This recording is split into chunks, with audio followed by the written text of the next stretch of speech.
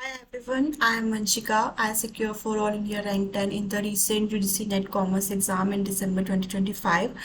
आज मैंने एक नया इनिशिएटिव स्टार्ट किया है कि मैं सारे पेपर वन के जितने भी इम्पोर्टेंट कोई भी हमारा कोई भी टॉपिक है या कुछ भी है, मैं उसकी कुछ मैराथन्स लाऊंगी और मेरे जो कंटेंट रहेगा वो वही रहेगा जो जिससे मैंने ऑल इंडिया रैंक 10 सिक्योर किया है। तो आज इस वीडियो में हम टीचिंग एप्टीट्यूड का मोस्ट इम्पॉर्टेंट थिंग्स डिस्कस करेंगे, जिसकी वजह से मैंने काफ़ी अच्छा स्कोर किया और मुझे ऐसा लगता है कि ये नोट्स आपके लिए सफिशिएंट है। और अभी सिर्फ 20 to 22 डेज रह गए हैं। 22 जून से आपके सबके एग्जाम स्टार्ट हो जाएंगे। सो आई जस्ट रिकमेंड यू कि आप सिर्फ इस वीडियो के थ्रू जाएं और कुछ भी अगर आपका मिस हो गया है जो आपने 2 महीने की तैयारी में किया है, आप उसको ऐड ऑन करें इस नोट्स से और देखें कि हाँ, आपने बस ये देखना है इस वीडियो में कि जो जो मैंने आपको करवाया है वो सारा का सारा कवर है और वो आप सबको आता है, क्योंकि आपको एग्जाम में यही चीजें मिलेंगी। ठीक है। So we will discuss for teaching aptitude. इसमें एक जो टॉपिक है स्वयं का, जो कि बहुत ज़्यादा इंपॉर्टेंट है, वो मैं शॉर्ट्स में डिस्कस करूंगी क्योंकि वो बहुत इंपॉर्टेंट है और मैं उसके लिए एक स्पेशल चार्ट बना रही हूँ कि जिसमें सारा कुछ कवर हो जाए। बाकी इसके अंदर सब कुछ कवर है। एक स्वयं और एक पीवाईक्यू एनालिसिस की एक और वीडियो आएगी टीचिंग एप्टीट्यूड की, and will discuss for the whole teaching aptitude in this video. इसके अलावा बहुत बेसिक आता है, आपको ज़्यादा कोई और सोर्सेज पे जाने की ज़रूरत नहीं है कि हम ये भी कर लें या वो भी कर लें। बहुत बेसिक आता है। टीचिंग एप्टीट्यूड से सिर्फ 2 और 3 क्वेश्चन आते हैं, तो हमें जो ये जितने भी क्वेश्चन हैं वो इस चीज़ से डिस्कस हो जाएंगे। हम फटाफट सिर्फ रिवाइज करेंगे और बहुत शॉर्ट वीडियो रहेगी, हम कुछ फालतू डिस्कस नहीं करेंगे। ठीक है। So we will start with my notes that help me secure really all India rank 10 even within a 1.5 months of a strategy of having a preparation. So please focus upon it. That is teaching aptitude हमारा first है कि teacher learning model क्या होता है। Teacher learning model means इसमें 3 लोग हैं। One is a teacher and second is the learner and then is the subject matter. एक टीचर है, जैसे मैं एक टीचर हूँ, आप एक लर्नर हैं और मैं आपको कोई सब्जेक्ट पढ़ा रही हूँ अभी, टीचिंग एप्टीट्यूड। टीचिंग एक सोशल एक्ट है। सोशल एक्ट का मतलब है कि मैं अगर आपको पढ़ा रही हूँ तो कोई एक पढ़ने वाला पर्सन भी है, that there is a communication between the 2 persons. Okay. But एक लर्नर होता है, वो एक पर्सनल एक्ट होता है। लर्नर मतलब कि अगर आपको मुझसे नहीं पढ़ना तो आप खुद पढ़ लोगे, डेट इज अ पर्सनल, कि आपको खुद के ऊपर मतलब एक पर्सनल है, आपको किसी और की जरूरत नहीं है। So it can't take place without the learner. अगर मैं कोई वीडियो बना रही हूँ और उसको कोई नहीं देख रहा तो उसका कोई टीचिंग नहीं है, क्योंकि मैं अकेले ही मतलब अकेले ही डिस्कस कर रही हूँ फिर। लेकिन टीचिंग में क्या होता है, एक लर्नर की जरूरत होती है, लेकिन लर्नर को लर्निंग के लिए एक टीचर की जरूरत नहीं होती, हम खुद भी लर्न कर सकते हैं। ठीक है। इफेक्टिव लर्निंग क्या होता है। इफेक्टिव लर्निंग के कुछ 2 बिहेवियर्स हैं, की बिहेवियर और हेल्पिंग बिहेवियर। वेरी बेसिक कि की बिहेवियर क्या कहता है कि लेसन क्लैरिटी होनी चाहिए। फॉर एग्जांपल, मैं आपको पढ़ा रही हूँ तो एक लेसन क्लैरिटी है कि मैं आपको क्या पढ़ा रही हूँ, क्यों इंपॉर्टेंट है, किस एग्जाम के लिए इंपॉर्टेंट है। Instructional variety, teaching tools different, like for example I am using the online tool. ठीक है। टीचर टास्क ओरिएंटेशन कि मतलब मैं आपको मतलब मेरे पास एक टास्क है कि आज मैं आपको टीचिंग एप्टीट्यूड पढ़ाऊंगी, तो एक टीचर टास्क ओरिएंटेशन होता है कि वो आपको क्या लेक्चर पढ़ाएगा। टीचर खुद एक क्लियर है कि वो इस वीडियो में आपसे क्या क्या डिस्कस करेगा। एंगेजमेंट, मैं आपसे एंगेज कर रही हूँ, मेरे फेशियल एक्सप्रेशंस क्या है, मैं आपको क्या कितना आपको मेरा कितना समझ आ रहा है। स्टूडेंट सक्सेस रेट, अगर मेरे इस वीडियो से आपका सक्सेस रेट होता है और आप पहली बारी में जेएफ निकाल देते हैं, that will be the student success rate.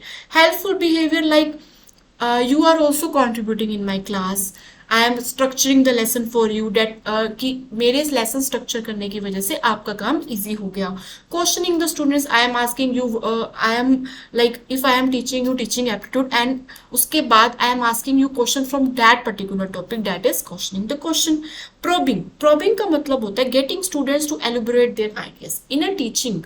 अगर आप अपने क्लासरूम में एक ऐसा एनवायरनमेंट क्रिएट करते हैं जहाँ पे आपके स्टूडेंट्स फ्रीडम रखते हैं कि वो अपने व्यूज को मतलब कि प्रेजेंट कर सके। Teacher effects creating the kind of relationship with your student, that is the की behaviour and the helpful behaviour. Next will be teaching ads. Teaching ads क्या होता है, ट्रेडिशनल है और कुछ मॉडर्न है। ट्रेडिशनल, मैं ब्लैक बोर्ड से पढ़ाऊँ, ठीक है, सिंपल है, चौक से पढ़ाना या फिर टीचर एक डायरेक्ट कर रहा है, that is a traditional. But a modern मैं ब्रेन स्टॉर्म कराऊं कि आप इस टॉपिक के बारे में क्या सोचते हैं, ग्रुप डिस्कशन कराऊं, थिंक पेयर शेयर, मतलब दो दो के ग्रुप बना दूं और उनको कहूं कि आप दोनों एक दूसरे से डिस्कस करें।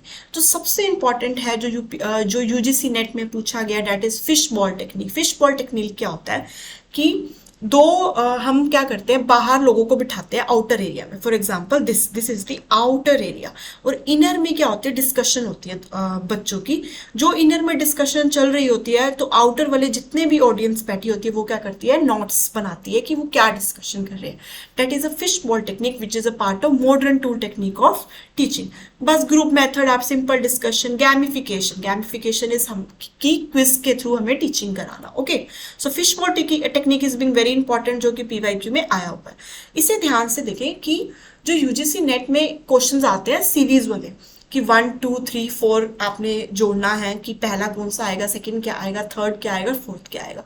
उसकी मैं एक आपको बेस्ट स्ट्रेटेजी बताती हूँ, आप ध्यान से उसको देखा करो क्वेश्चन को, कि आपको क्या लगता है कि फर्स्ट में क्या फिट बैठेगा और लास्ट में क्या फिट बैठेगा। ठीक है, ये क्वेश्चन आया होगा इसलिए मैंने नोट्स में साइड में लिखा हुआ है कि नॉलेज लेते हैं हम, सबसे पहले आप मुझसे नॉलेज लोगे, फिर आप उस नॉलेज को अंडरस्टैंड करोगे, फिर आप उसको अप्लाई करोगे कि हाँ मैम ने पढ़ाया था कि टीचिंग के इनोवेटिव आइडियाज क्या है, फिश बोल टेक्निक, आप उसको फिर अप्लाई करोगे और आप मे बी उसको इनोवेट करोगे कि मैं ये भी इनोवेट कर सकती हूँ। That is the step, knowledge, understand, apply and innovate. ठीक है, अब फॉर एग्जाम्पल यूजीसी नेट में ये चीज आती है कि आप इसको मतलब कि सीरीज वाइज लगाए, तो आप क्या पहले अप्लाई कर सकते हो जब आपको नॉलेज ही नहीं है, तो आपने देखना है कि नॉलेज ही सबसे पहले आएगा और इनोवेट सबसे लास्ट में आएगा। इसके बस ये है कि वो नॉलेज की जगह रिकॉल भी दे सकता है, अंडरस्टैंड की जगह डिस्क्रिमिनेशन दे सकता है, अप्लाई की जगह हाइपोथेसिस दे सकता है और इनोवेट की जगह आपको इवेल्युएट दे सकता है। मैं हमेशा यही करती थी, कहीं भी मैंने अगर इवेल्युएट देख लिया तो मैंने उसको लास्ट में लगाना है। ठीक है, this is being very important. इस नोट्स में अगर कुछ साइड में चीज लिखी गई है, it means they had been already being asked in the exam. ठीक है, next is level of teaching, very very important. Memory level क्या होता है कि जब हम छोटे होते हैं, रट्टा मारना, ठीक है, क्रैम करना। फॉर एग्जाम्पल मेमोरी लेवल हम टीचिंग ऐसे कराते हैं कि हमें बच्चों को रट्टा मरवाना है। For example if we are teaching a UKG class student, we will say them 2 1 2 2 2 4, that is the thing of रट्टा मारना। मेमोरी लेवल ऑफ हमारी टीचिंग होती है उस टाइम पे। अंडरस्टैंडिंग लेवल का मतलब होता है कि आपका जो स्टूडेंट है वो अभी स्टिल एक बच्चा है या फिर वो अडल्ट है, लेकिन वो पॉजिटिव और नेगेटिव इफेक्ट्स, यहाँ लिखा हुआ है perceive positive and negative effects, लेकिन वो कर सकता है। आपने बस उसकी हेल्प करनी है, आपने एक्ट एज अ सुपरविजन करनी है और उसको गाइड बनना है। लेकिन रिफ्लेक्टिव लेवल ऑफ टीचिंग में क्या होता है कि you just give freedom to your students, like like we will become the research scholars at IIM's level or the IIT's level। तो हमारा जो thoughtful level है वो बहुत बढ़ चुका है। इसमें क्या होता है, जो हमारा स्टूडेंट है कॉग्निटिव और क्रिटिकल थिंकिंग जो है ऑलरेडी डेवलप कर चुका होता है। तो लेवल्स ऑफ टीचिंग क्या होते हैं, मेमोरी लेवल, जब एक टीचर आपको रट्टा मरवाता है। अंडरस्टैंडिंग लेवल में टीचर स्टूडेंट को हेल्प करता है to differentiate between positive and the negative effects क्या है एक पर्टिकुलर टॉपिक के। लेकिन रिफ्लेक्टिव लेवल ऑफ टीचिंग में क्या होता है कि वो आपको थॉट प्रोसेस करवाता है कि आप क्रिटिकल थिंकिंग, कॉग्निटिव एबिलिटीज को जनरेट करें।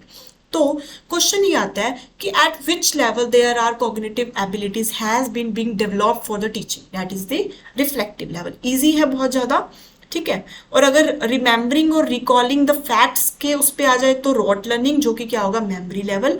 अगर वो नेगेटिव पॉजिटिव की बात करें तो वो हो जाएगा अंडरस्टैंडिंग लेवल, लेकिन अगर वो कॉग्निटिव एंड क्रिटिकल थिंकिंग की बात करें तो रिफ्लेक्टिव लेवल।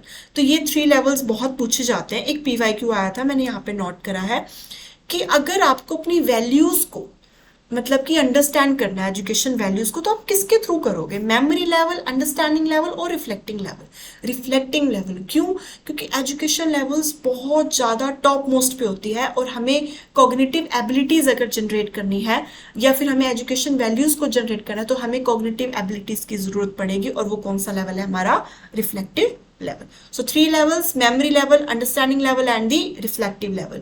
Memory level का कीवर्ड है rote learning, understanding का कीवर्ड है positive and negative effects and reflective level का हमारा कीवर्ड क्या है, cognitive abilities. कीवर्ड्स याद करने हैं, वो सिर्फ कीवर्ड्स पूछते हैं।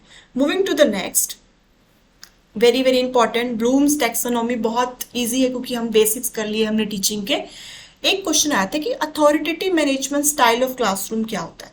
Authoritative management style of classroom का मतलब होता है जब आप अपने स्टूडेंट्स को एनकरेज करते हैं कि आप इंडिपेंडेंट थिंकिंग करो। हमारे एक टीचर जो आपको चाहता है कि वो आप यही सोचो, ये सोचना जरूरी नहीं है, आप खुद इंडिपेंडेंट थिंकिंग करें और फिर लेकिन आपको टीचर गाइड करेगा। फॉर एग्जाम्पल मैंने क्लासरूम में क्या किया है, अथॉरिटेटिव मैनेजमेंट स्टाइल को अडॉप्ट किया, तो मैं अपने स्टूडेंट्स को कहूंगी कि आप इंडिपेंडेंट थिंकिंग करके मुझे पीपीटी प्रेजेंट करें इंटरनेशनल बोर्ड्स पे या मैनेजमेंट पे या मार्केटिंग पे, लेकिन मैं आपकी हेल्प करूंगी। That is a authoritative management style which encourage students to be independent thinkers but provide them effective monitoring, मतलब सुपरविजन के थ्रू होती है। ओके, नेक्स्ट इज सेम, ये प्रोसेस मैंने साइड में लिखा हुआ है, engage, explore, explain, evaluate and the extend. ये भी यूजीसी नेट में पूछा गया होगा, इसलिए मैंने साइड में ये लिखा गया है कि आप अपनी टीचिंग कैसे स्टार्ट करेंगे। फर्स्टली आप एंगेज करेंगे, ठीक है, फिर आप एक्सप्लोर करेंगे आइडियाज को कि हाँ आज हम क्या डिस्कस करें, फिर आप उसको एक्सप्लेन करेंगे और फिर आप इवेल्युएट करेंगे अपने स्टूडेंट्स को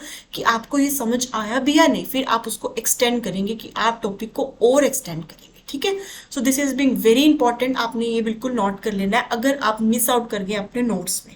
ठीक है, next is Bloom's taxonomy, very very easy, सब अब तक 20 दिन रह गए हैं हमारे पेपर को, सबको आता होगा ब्लूम्स टैक्सोनॉमी कि 3 इसके पैरामीटर्स हैं, cognitive, affective and psychomotor. Cognitive में क्या होता है, आप सबसे पहले नॉलेज गेन करते हैं, फिर आप उसे अंडरस्टैंड करते हैं, उसे अप्लाई करते हैं अपनी प्रैक्टिकल नॉलेज में, फिर उसे एनालाइज करते हैं कि ओके मैंने ये अप्लाई करके देखा, अब इसका नेगेटिव आ रहा है, पॉजिटिव आ रहा है, फिर उसको अच्छे से आप सिंथेसाइज करेंगे, अच्छे से समझेंगे और उसका इवेल्यूएशन करेंगे। क्वेश्चन क्या आता है, that a cognitive stages style being start from knowledge, comprehension, application, analysis, synthesis and the evolution। वो पूछता है कि what is the last stage of cognitive stage of Bloom's taxonomy, बताइए। comprehension, application, characterization and evolution, तो answer would be evolution। आपको ये सारे के सारे याद होने चाहिए कि पहले नॉलेज आता है, comprehension, then application, analysis, synthesis and the evolution, बस आपको स्टेप्स याद होने चाहिए। अफेक्टिव क्या होता है कि आप पहले कोई भी मैसेज को रिसीव करते हैं, ठीक है, फिर आप उसे समझने के लिए उसे रिस्पोंड करते हैं, फिर आप या तो नेगेटिव रिस्पोंड करेंगे या फिर आप पॉजिटिव रिस्पोंड करेंगे, फिर आप थिंग्स को ऑर्गेनाइज करेंगे और फिर कैरेक्टराइजेशन होगा एक पर्टिकुलर मैसेज का। फॉर एग्जांपल मैं आपको पढ़ा रही हूँ, आपने रिसीव किया, रिस्पॉन्डिंगली आपने बहुत पॉजिटिवली रिस्पॉन्ड किया और आपने थिंग्स को ऑर्गेनाइज किया कि हाँ मैम ने ये चीज़ एक्स्ट्रा पढ़ाई थी तो मैं ये रह गया मेरा, और कैरेक्टराइजेशन क्या होगा कि पूरा आपका लेसन प्लान क्रिएट हो गया। That is the affective stage. Psychomotor क्या होता है, जब आप बहुत छोटे होते हैं और आप चीज़ें सीखते हैं। फॉर एग्जाम्पल जब आप बहुत छोटे होते हैं, आप छोटे से बच्चे हैं, आप इमिडिएट करने की कोशिश करते हैं कि हाँ कि वो खाना ऐसे खाते हैं, फिर आप उसे मैन्युपुलेट करते हैं कि नहीं, अगर कि खुद के कुछ चेंजेस लाना चाहते हैं। For example someone is eating with the fork, पर मुझे स्पून से साथ खाना है, तो मैंने मैनिपुलेट कर दिया कि नहीं मुझे थोड़े अलग चेंजेस चाहिए। फिर प्रिसिशन, आप अच्छे से उसको सीखते हैं, आर्टिकुलेट बहुत फाइनर तरीके से उसको चीज़ों को मैसेज को सीखते हैं, एंड देन नेचुरलाइजेशन, फिर वो आपका एक बिहेवियर का पार्ट बन जाता है और नेचुरलाइजेशन हो जाता है। ठीक है, so imitation, manipulation according to your own personality, फिर प्रिसिशन आता है, फिर आर्टिकुलेशन इज प्रॉपर क्लैरिटी आती है, एंड देन दी नेचुरलाइजेशन, वो आपके बिहेवियर का पार्ट बन जाता है। ठीक है, next is revise Bloom's taxonomy में कुछ नहीं था, बस आपने रिमेंबर को ऐड करा।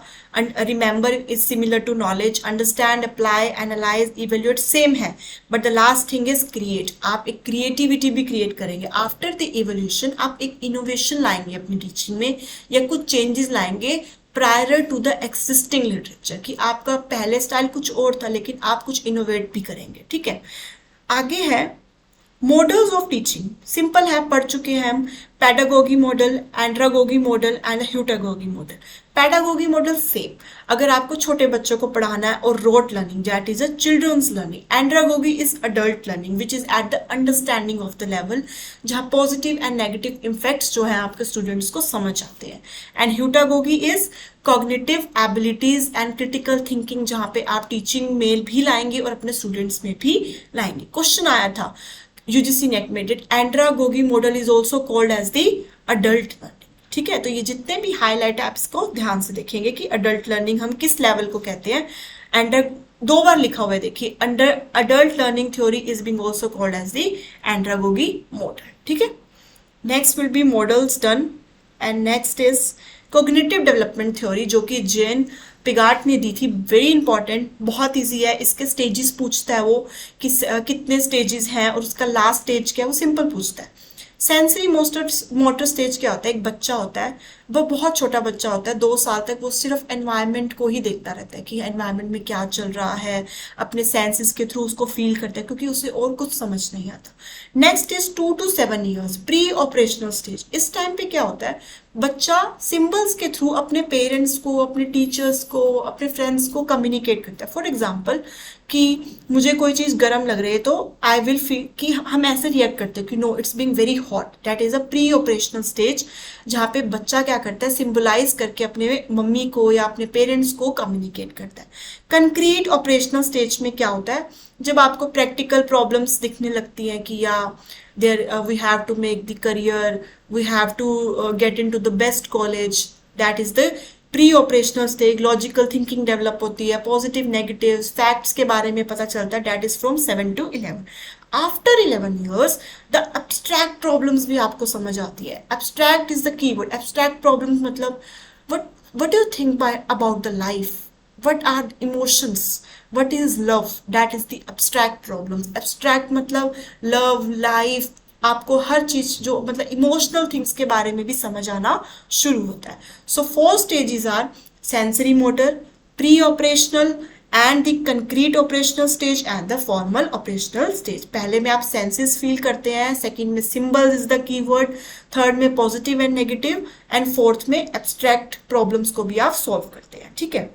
Next theory is cooperative learning theory. Cooperative learning theory is nothing, इसमें बस सोशल एंड फिलोसफिकल प्रोसेस को हम यूज करते हैं लर्न करने के लिए। मतलब हम सोशली लोगों से एंगेज होते हैं कि मैंने अपने फ्रेंड से हेल्प ली और उसके साथ कोई भी टॉपिक डिस्कस किया या ग्रुप में कुछ डिस्कस किया, that is the cooperative learning theory, जहाँ पे हम सोशली चीजों को काफी ज्यादा डिस्कस करते हैं। So social and philosophical process is the keyword.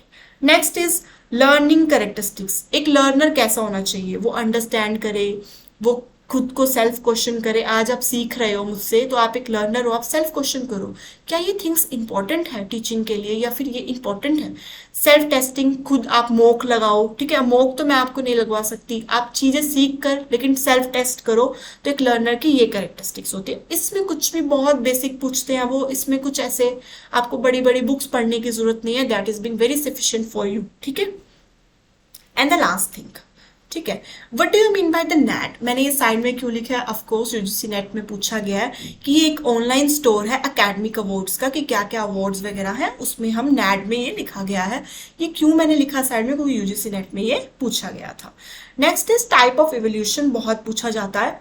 Formative evolution क्या होता है, फॉर एग्जाम्पल मैं आपको पढ़ा रही हूँ, आई am teaching you the unit 1 that is teaching aptitude, और मैं अभी आपका टेस्ट ले लूँ, ठीक है, अभी आपसे क्विज ले लूँ, अभी आपसे PYQs करा लूँ, दैट इज फॉर्मेटिव, मैं साथ के साथ कर लूँ, ठीक है। It clarifies the doubt of the students in the class itself, तो अभी आपका सारे के सारे डाउट्स क्लियर हो जाएंगे। सबमिटिव क्या होता है कि मैं सारा लेक्चर कंप्लीट कराऊँ, पूरा ईयर आपका लर्निंग पीरियड खत्म हो जाए, उसके बाद आपका टेस्ट। फॉर एग्जाम्पल CBSE का एग्जाम होता है, पूरा ईयर आप पढ़ते हैं and then you will give the CBSE board exams, ठीक है। Next is criteria reference testing, क्या होता है, being very important for you.